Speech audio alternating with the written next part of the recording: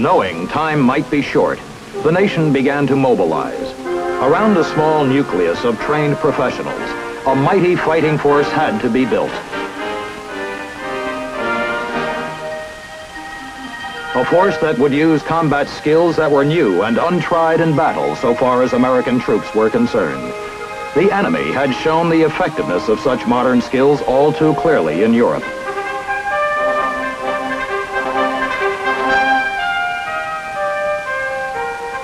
By December of 1941, all time for preparation had run out.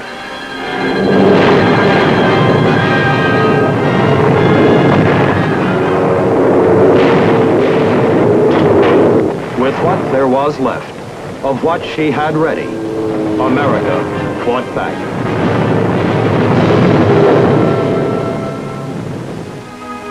For some, whose stubborn resistance had bought priceless time for their country, the months ahead, in captivity, would sorely test their fortitude, their moral stamina, and their faith in the ultimate victory of their free nation.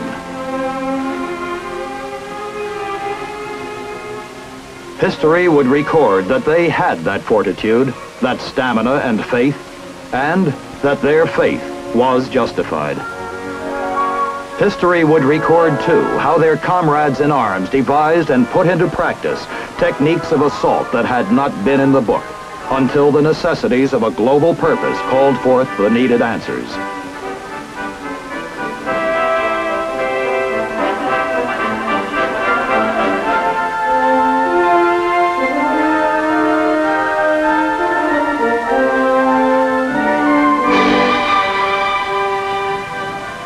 The massed amphibious assault, first perfected in the Pacific and in Italy, would be put to use later in the greatest landing ever attempted in the history of man.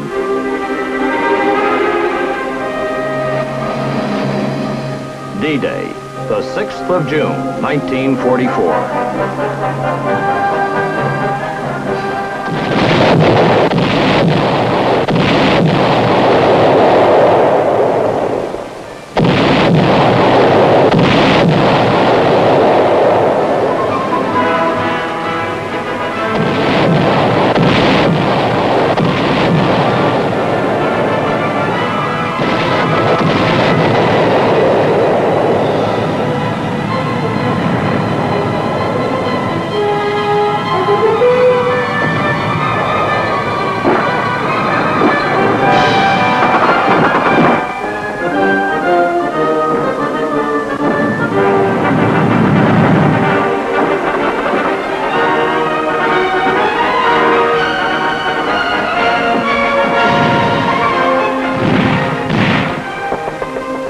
The task which had been set for them came perilously close to being impossible.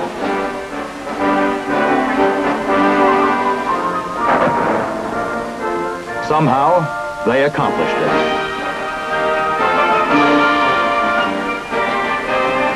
They established a massive beachhead and turned their faces and their weapons inward upon the enemy's heartland.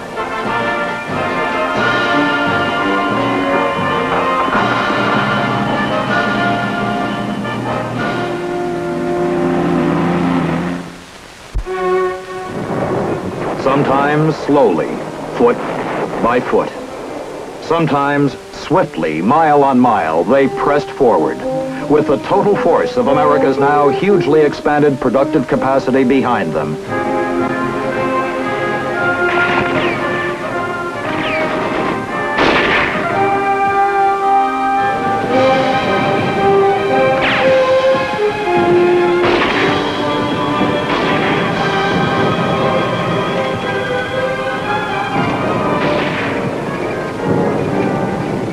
Finally, it became manifest that nothing was going to stop them.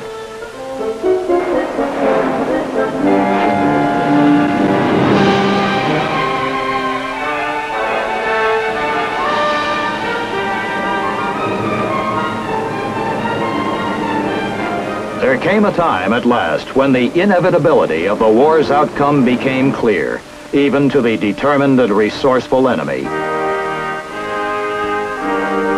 America's industrial might, her capacity for production, were still growing. The enemy's was growing less with every passing day. Now the long and bitter time of fighting in Europe was over, and all attention turned to the Pacific. Intensified effort from the air reflected our wish to avoid the cruelly costly prospect of a land invasion of Japan.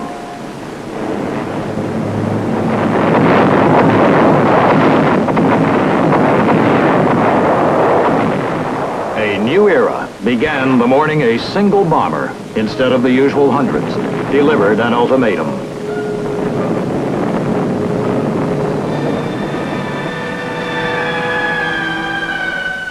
On board the battleship Missouri, General Douglas MacArthur accepted the surrender. World War II was at an end.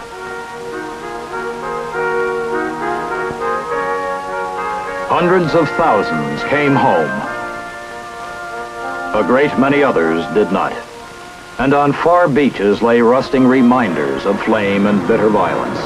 Time and the sea would erase them, but the nation's debt to the men who brought them there would remain.